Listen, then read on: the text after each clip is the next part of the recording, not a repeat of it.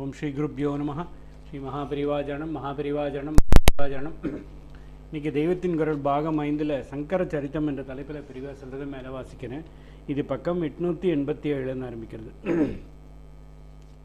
தாரித்ரிய நிவர்த்தி என்று லோக வாழ்க்கைக்கான சமாச்சாரத்தை வேண்டுகிறார் போல வேண்டும் போதே கர்ம நிவர்த்தி பாப நிவர்த்தி என்பதான ஆத்ம சம்பந்தமான வேண்டுதலையும் கலந்து கொடுத்து விட்டார். பணம் படிப்பு எல்லாம் அதற்குத்தான், ஆத்ம விஷயமாக கொண்டு விடுவதற்கு தான்.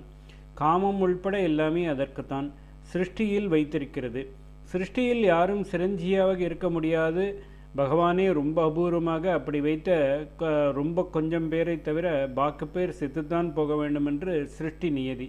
ஆனால் செத்து போகும்போது கர்மா பாக்கி தீர்ந்து நில் பேலன்ஸாக இருப்பதில்லையே.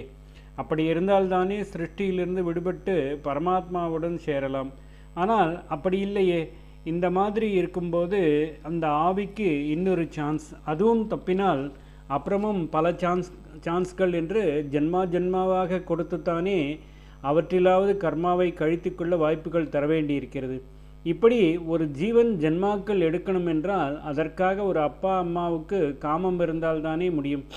அதாவது காமம் என்று வைத்திருப்பதும் இன்னொரு ஜீவன் கடை தேர சான்ஸ் கொடுக்கும் நல்ல உத்தேசத்தில்தான் என்று தெரிகிறது.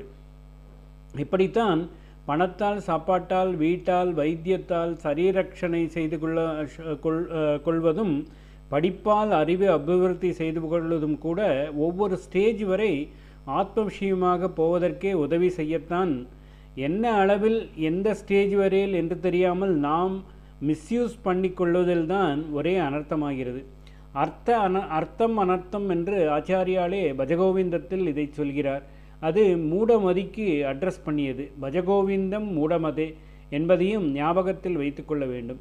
புத்திசாலியாய் இருந்தால் லௌகீகம் என்று இருக்கிறவைகளை கொண்டே அவற்றை தக்க அளவில் தக்க காலம் வரை யூஸ் பண்ணிக்கொண்டே ஆத்மீகத்துக்கும் போய் சேரலாம். நம் சாஸ்திரங்கள் எல்லாம் அப்படி வழிகாட்டுபவை தான். ஆச்சாரிய கிரந்தங்கள் எல்லாமும் அப்படித்தான். பணம் கேட்டு லக்ஷ்மி ஸ்துதி பாடினாலும், வியாதி போகணும் என்று சுப்பிரமணிய சுவாமிக்கு புஜகம் பாடினாலும் ஆத்ம லட்சியத்தை அவர் மறக்கவே மாட்டார். அதற்காகவே தான் இவற்றை கேட்பது. அன்னம் போடும் அன்னபூர்ணேஸ்வரியிடம் பிக்ஷாந்தேகி என்று போய் நிற்கிற போதும் ஞான வைராக்கிய சித்தியத்தும் என்றுதான் முடிப்பார். அகிஞ்சன என்று பணத்தில் ஏழ்மையை சொல்லும் போதும் கர்மம் என்று அதையும் ஆத்ம சம்பந்தமான கர்மத்தோடு சேர்த்து காட்டி ஏழ்மை நிவர்த்தி மாத்திரமல்ல வேண்டியது கர்ம நிவர்த்தியும் தான் என்று புரிய வைத்திருக்கிறார். இந்த ஸ்தோத்திரத்தில் ஒரு பாடப்படி 18 ஸ்லோகம், இன்னொன்றின்படி 20-21 ஸ்லோகம் என்று இருந்தாலும் இந்த ஒரு ஸ்லோகத்தில்தான் செல்வத்துக்கு அதிதேவதையான லக்ஷ்மியிடம் பொருட்செல்வம் வேண்டுவது. அடுத்த ஸ்லோகத்தில் வேண்டுமானால் இஷ்டாம் புஷ்டிங் கிரீஷ்ட மம என்று தாம் விரும்பி கேட்கிற, தமக்காக அல்ல அந்த பிராமண தம்பதியை முன்னிட்டு கேட்கிற செழிப்பை தரட்டும் என்று சொல்லும்போதும் தனக்கான பிரார்த்தனையை ஹிண்ட் செய்திருப்பதாக வைத்துக்கொள்ளலாம். மற்றபடி ஸ்தோத்திரம் முழுக்க பெருமாளும் தாயாரும் எப்படி சேர்ந்து அனுக்கிரக மூர்த்திகளாக இருக்கிறார்கள். அவர் கார்மேகம் போல வியாபித்திருக்கும் போது மேகத்துக்கு நடுவில் மின்னுகிற மின்னலை போல் இவள் எப்படி அவருடைய வக்ஷஸ்தலத்தில் ஸ்வர்ணகாந்தியுடன் பிரகாசிக்கிறாள் என்பது போன்ற விஷயங்கள் சர்வசக்தியான பராசக்தியின் ஒரு ரூபமாகவே இருக்கப்பட்ட லக்ஷ்மி இன்னும் என்னென்ன மூர்த்திகளாக இருக்கிறாள்.